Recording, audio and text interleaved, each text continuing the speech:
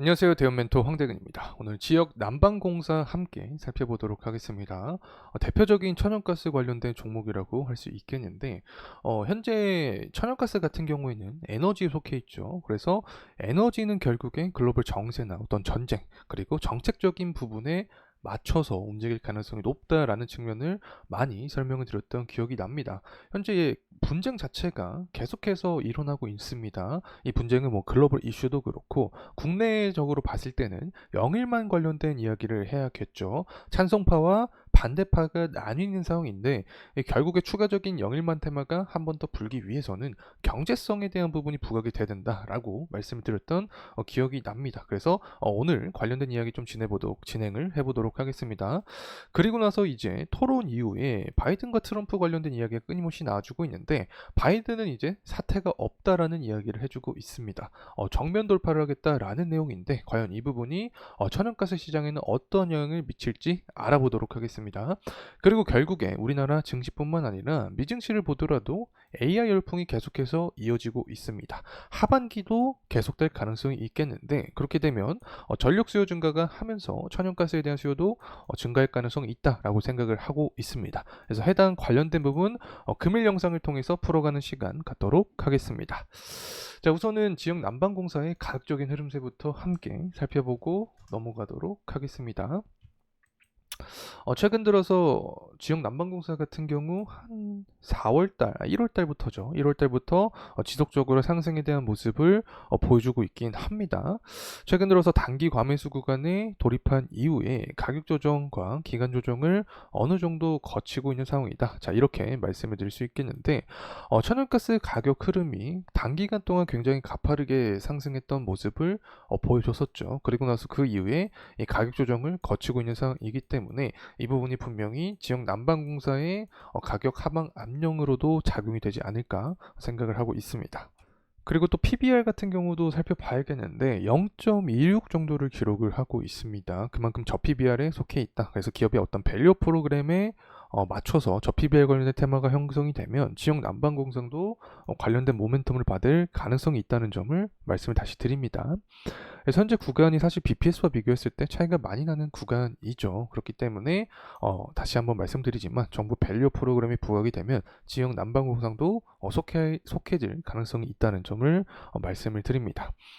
그리고 수급적인 측면 보도록 하겠습니다. 근 한 달 동안 외국인과 기관의 매집 물량이 좀 많이 들어와주고 있습니다. 개인은 반대되는 모습을 보여주고 있고 사모펀드도 매집세를 보여주고 있습니다. 때문에 이 부분이 바로 주가 부양에 대한 어떤 모멘텀으로 작용이 되고 있다는 점 말씀드리면서 그럼 영상 시작을 해보도록 하겠습니다.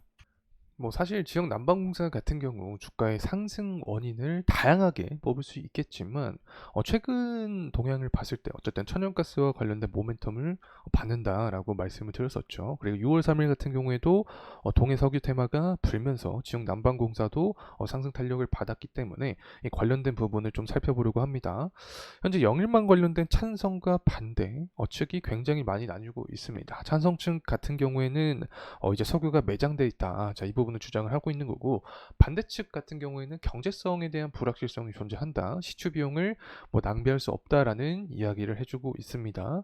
사실 이 부분은 정책적인 부분이 많이 연결된 사항이라고 생각합니다. 하지만 우리가 그냥 핵심적으로 살펴볼 점은 이 결국에 이 테마 자체가 다시 한번 2차적으로 불기 위해서는 경제성에 대한 이야기가 무조건적으로 나와야 된다. 그래서 이 경제성에 대한 이야기가 나오기 위해서는 시간이 다소 걸릴 확률이 있다라고 설명을 드렸습니다.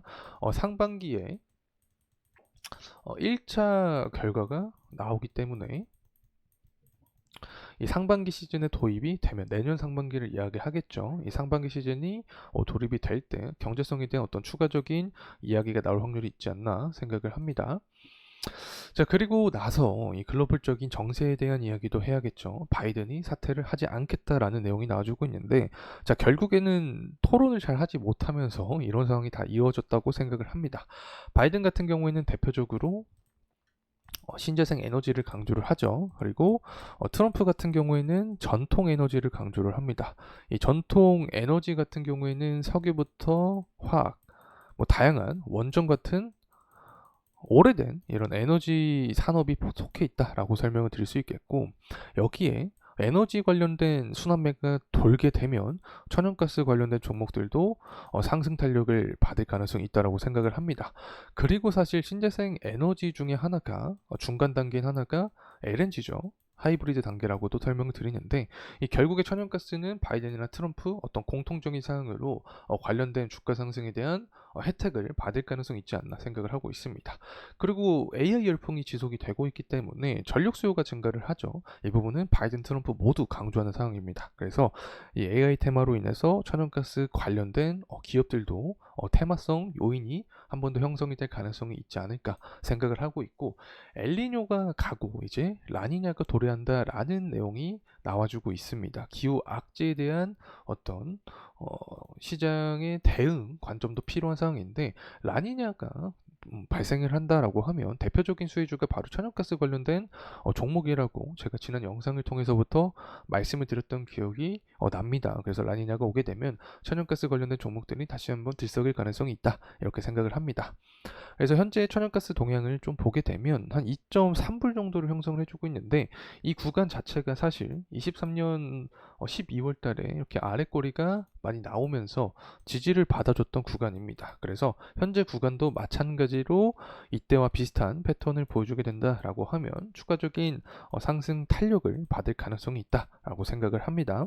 특히 하반기 같은 경우 계절적인 요인도 존재를 하고 있고 정치적인 부분과 엮이면서 원자재에 대한 순환매가 돌게 되면 에너지 순환매가 돌게 되면 천연가스도 관련된 수혜를 받을 가능성이 존재한다는 점을 말씀을 드립니다. 자, 그리고 나서 천연가스 재고량 함께 살펴보도록 하겠습니다.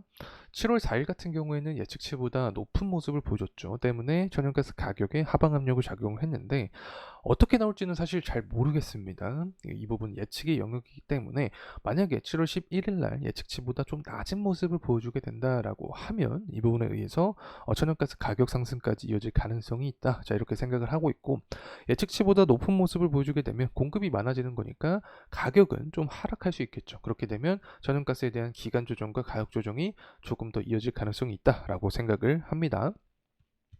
자, 그리고 한 가지 더 포인트로 삼을 수 있는 것이 바로 금리죠.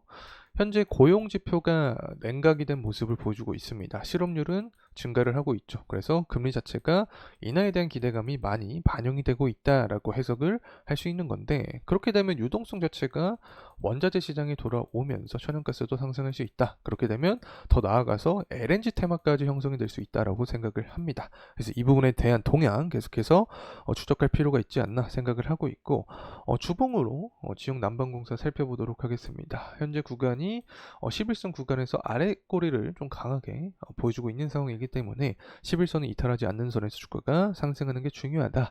자, 이렇게 설명을 드릴 수 있겠죠. 그래서 주가가 상승하게 되면 6월 17일 날 기록했던 이 고가 구간에 대한 돌파 여부가 포인트로 작용이 된다는 점 말씀을 드리면서 금일 영상 마무리하도록 하겠습니다. 감사합니다.